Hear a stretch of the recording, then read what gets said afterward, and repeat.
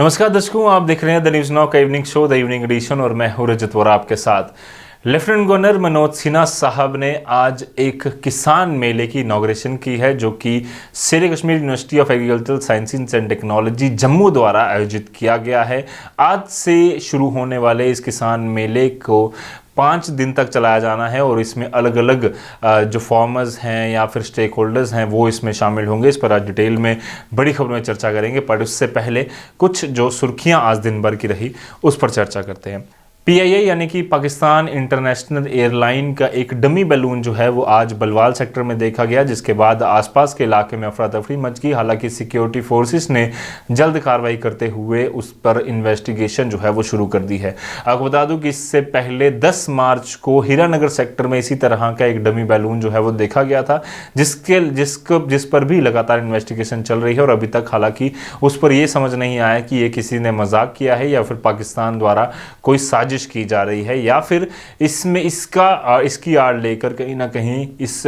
ना कहीं फोर्सेस को जो है वो बरगलाने की कोशिश की जा रही है। पर जम्मू एंड कश्मीर पुलिस और सिक्योरिटी फोर्सेस 24 घंटे मुस्तैद हैं LOC पर, इंटरनेशनल बॉर्डर पर, ताकि चाहे किसी भी तरह की हरकत अगर पाकिस्तान वहां से करता है तो उसको रिटेलिएट ये कर पाए। अगली खबर उसी से जुड़ी, रिटेलिएशन से जुड़ी है और अगर बात करें क्रॉस बॉर्डर फायरिंग की, तो जिसका जवाब मुंहतोड़ जवाब LOC पर सिक्योरिटी फोर्सेस ने इंडियन साइड से दिया है। पर पाकिस्तान द्वारा की गई क्रॉस बॉर्डर फायरिंग में 31 सिविलियंस और 39 सिक्योरिटी पर्सोनल की जो है वो मृत्यु हुई है। 39 सिक्योरिटी पर्सोनल शहीद हुए हैं और लगातार सीज फायर का violation Pakistan article 370 Jammu and Kashmir से हटने के बाद करता रहा है। कुछ ही दिन पहले इसमें विराम लगा जब सीज फायर का ऐलान दोनों देशों की तरफ से किया गया। उम्मीद है कि आने वाले दिनों में ऐसा कुछ नहीं हो। एक और जानकारी जो आर्टिकल 370 के एब्रोगेशन से जुड़ी है, जो केंद्र ने आज पार्लियामेंट में दी, वो जानकारी ये थी कि आर्टिकल 370 के हटने को लेकर जो अलग अलग कयास और अलग अलग जो बातें चल रही थी कि चैट्स जो हैं वो लीक हुई हैं, उस पर जो है वो गवर्नमेंट ने बयान दिया है कि ऐसा कुछ भी नहीं है, ये सारी खबरें फेक है, कोई भी चैट जो है वो लीक नहीं हुई थी। ये कुछ अपडेट जो है वो आज पार्लियामेंट से आए। वहीं एक और खबर पार्लियामेंट से जो आई है, आज मिनिस्ट्री ऑफ रेलवे के जो मिनिस्टर हैं पीयूष गोयल साहब, उन्होंने एक स्टेटमेंट दिया। उन्होंने कहा है कि रेलवे कभी भी प्राइवेटाइज नहीं होगी। और प्राइवेटाइजेशन से ही जुड़ी एक और खबर, आज अलग अलग खबरें जो हैं पूरी तरह से कनेक्टेड है। प्राइवेटाइजेशन से जुड़ी एक खबर ऐसी है जिसमें कि हमने कल भी आपको अपडेट दिया था, जितने भी गवर्नमेंट बैंक्स हैं और करीबन 10 लाख एम्प्लॉयज़ हैं वो कल से लेकर स्ट्राइक पर हैं और आज उनका दूसरा दिन का धरना जो है वो देश के अलग अलग हिस्सों में हुआ। उसी तरह का असर जम्मू कश्मीर में भी देखने को मिला। जम्मू कश्मीर के जितने भी गवर्नमेंट बैंक्स के एम्प्लॉयज़ हैं उन्होंने आज अपना कामकाज ठप रखा और साथ साथ बहु प्लाजा और अलग अलग हिस्सों में प्रदर्शन करके उन्होंने कहा कि प्राइवेटाइजेशन का जो सरकार का फैसला है, कि कुछ दिन पहले निर्मला सीतारमण जी फाइनेंस मिनिस्टर ने ये कहा था कि 2 बैंक्स को प्राइवेटाइज किया जाएगा IDBI के अलावा, तो वो 2 बैंक्स जो होंगे वो तो जानकारी अभी तक नहीं है। पर अगर भी इन बैंक्स को प्राइवेटाइज किया जाता है तो ना सिर्फ एम्प्लॉयज़ को बट साथ ही साथ आम जनता को भी काफ़ी नुकसान होगा। इस पर कल हमने डिटेल में चर्चा की थी, अगर आप चाहें तो कल का इवनिंग एडिशन देख सकते हैं। और साथ ही साथ आज भी इनकी स्ट्राइक जो है वो कंटिन्यू रही है। इनकी मांग है कि प्राइवेटाइज ना कर प्राइवेटाइज अगर किया जाता है तो जो NPS हैं वो भी बढ़ सकते हैं और साथ ही साथ जो आम जनता है उसके लिए भी कई सारी परेशानियाँ खड़ी हो सकती है। इसके बाद बात करें तो एक और खबर जो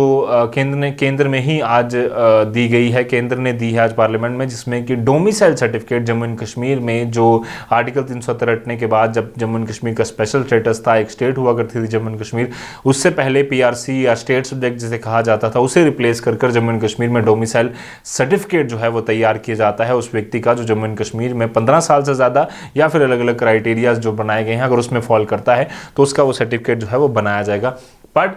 एक डेटा जो सरकार ने साझा किया है वो डेटा ये है कि करीबन 2 लाख से भी ज़्यादा जो डोमिसाइल सर्टिफिकेट्स हैं, यानी कि 6% से ज़्यादा सर्टिफिकेट जो हैं एप्लीकेशंस, उसे रिजेक्ट किया गया है। टोटल जानकारी देते हुए केंद्र सरकार ने बताया कि 35,44,938 टोटल डोमिसाइल की एप्लीकेशन जो है वो रिसीव की गई थी, जिनमें से 32,31,353 यानी कि 91.15% से भी ज़्यादा डोमिसाइल सर्टिफिकेट जो है वो बनाए गए हैं, जिनके अलावा 35 लाख में से 2,15,438 to be precise 6.07% domicile application जो हैं वो रिजेक्ट की गई हैं। हालांकि इस पर क्या ग्राउंड्स रहे वो जानकारी साझा अभी तक नहीं की गई है, क्योंकि non resident of Jammu and Kashmir के लिए डोमिसाइल बनाने के लिए कुछ कंडीशन जो रखी गई हैं वो फुलफिल कई सारे लोग अगर नहीं कर पाते हैं तो उनकी जो डोमिसाइल एप्लीकेशन है रिजेक्ट की जाती है और रिव्यू के लिए भेजी जाती है। ऐसा भी कई बार देखा गया और लगातार सर्टिफिकेट्स बनाए जा रहे हैं। इस पर सरकार ने जानकारी जो है वो साझा की है। तो ये कुछ बड़े अपडेट्स थे। अब चलते हैं दो बड़ी खबरों पर जो आज हम चाहते थे और जो हमारी फीचर स्टोरी भी है आज की। सबसे पहले आपको बता दूं कि JKTPO Jammu and Kashmir trade promotion organisation जो है एक एक्सपोर्ट सेल जो है वो तैयार करने जा रही है। डिस्ट्रिक्ट लेवल एक्सपोर्ट सेल होंगे ये, जिसमें कि इंडस्ट्रियल डिपार्टमेंट और अलग अलग डिपार्टमेंट जो हैं लाइन डिपार्टमेंट्स वो मिलकर इस सेल का गठन करेंगे। आज चीफ सेक्रेटरी BVR सुब्रमण्यम ने एक मीटिंग ली जिसमें इंडस्ट्रियल डिपार्टमेंट और अलग अलग डिपार्टमेंट्स के जो सीनियर ऑफिशियल्स हैं वो मौजूद रहे और उन्होंने कहा BVR सुब्रमण्यम साहब ने कि ये एक ड्राई पोर्ट जो है वो कटरा में तैयार किया जा रहा है, जिसकी वजह से देश भर में नहीं बट दुनिया भर में जो है जम्मू एंड कश्मीर का माल बेचना काफ़ी ज़्यादा आसान हो जाएगा। वहाँ पर कंटेनर्स जो हैं वो कटरा में रेलवे के और रोड के ज़रिए, उसके बाद सी पोर्ट्स के ज़रिए जो हैं वो दुनिया भर में बेचे जाएंगे और उसकी वजह से जम्मू एंड कश्मीर के जो प्रोडक्ट्स हैं वो प्रमोट भी होंगे और एक्सपोर्ट भी होंगे। और यहाँ पर एक हिदायत दी गई है चीफ सेक्रेटरी द्वारा कि जितने भी लाइन डिपार्टमेंट्स हैं वो लगातार कोशिश करें कि जितने भी यहाँ पर लोकल प्रोड्यूसर्स हैं और जम्मू एंड कश्मीर के जो प्रोडक्ट्स खासकर तैयार करते हैं उनको किस तरह से क्वालिटी वाइज स्टैंडर्डाइज किया जाना है, रेज किया जाना है, उनका अलग से एक लोगो, एक मार्क तैयार किया जाए ताकि दुनिया भर में जम्मू एंड कश्मीर का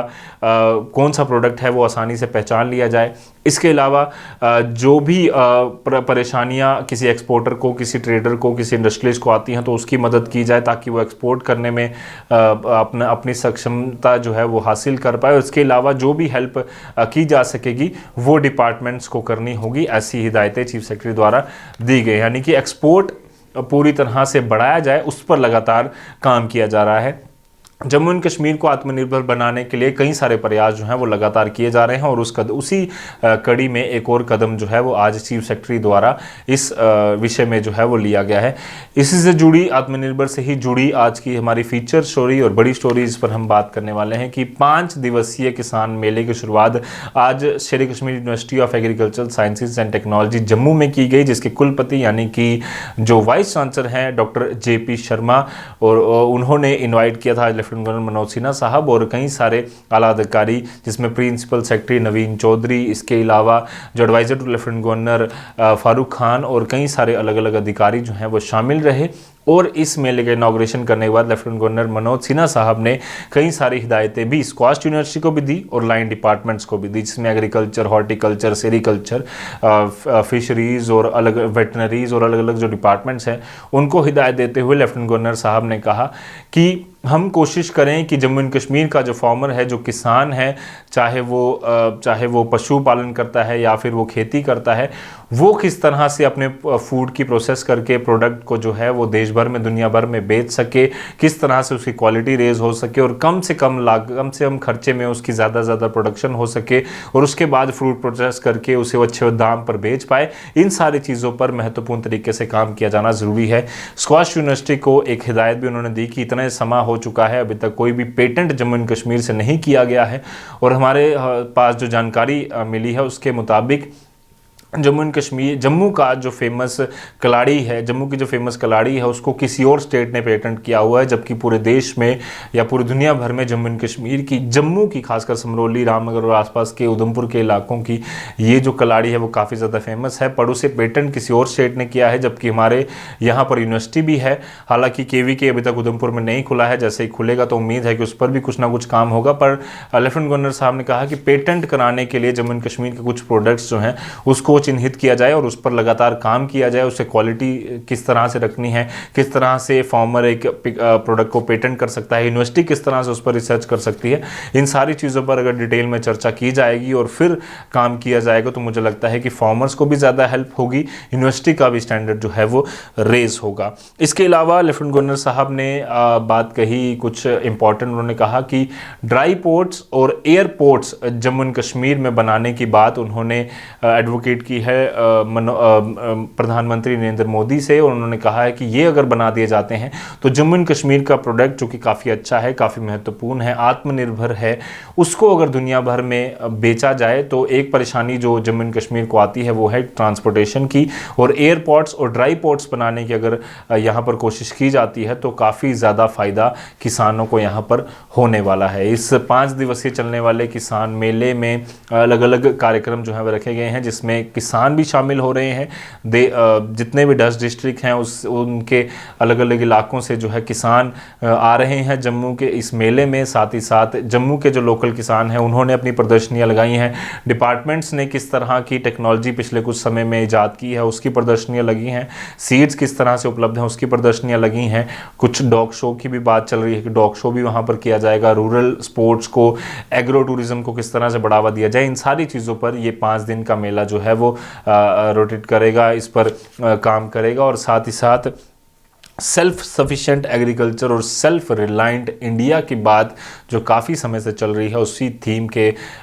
पर जो है ये मेला आधारित किया गया है। आपको भी हम आग्रह करते हैं कि अगर आपके पास टाइम निकले तो ज़रूर वहाँ पर जाएं, एक बार ज़रूर विजिट करें कि किस तरह से हमारे किसान कोशिश कर रहे हैं कि आपको बेस्ट से बेस्ट प्रोड्यूस दी जाए, और हम किस तरह से या डिपार्टमेंट्स किस तरह से उनकी कोशिश कर रहे हैं कि उनकी हौसला अफजाई जो है वो लगातार की जाए। प्रधानमंत्री नरेंद्र मोदी का एक सपना है कि जम्मू एंड कश्मीर के या देश भर के जो किसान हैं उनकी इनकम डबल हो, और उसी पर लगातार यूनिवर्सिटी और डिपार्टमेंट्स लगातार चल रहे हैं, और लेफ्टिनेंट गवर्नर ने भी उसी पर लगातार बात की है। तो हम भी उम्मीद करते हैं कि आप जाएं, वहाँ के प्रोग्राम्स देखें किस तरह के हैं, और किसान ही अल्टीमेटली हर किसी कंट्री को चलाता है, बचाता है। तो जिस तरह से एक व्यक्ति ने आज कोट भी किया कि महात्मा गांधी कहते थे कि असली इंडिया जो है वो गांव में बसता है, तो किस तरह का इंडिया गांव में बसता है आप जाकर वहाँ पर ज़रूर देखें। तो आज के इवनिंग एडिशन शोज से फिलहाल के लिए मुझे और मेरे कैमरा पर्सन कमल सिंह को दीजिए इजाज़त। ऐसे और शोज़ और वीडियोज़ देखने के लिए आप यूँ ही बने रहिए द न्यूज़ नाउ के साथ। धन्यवाद।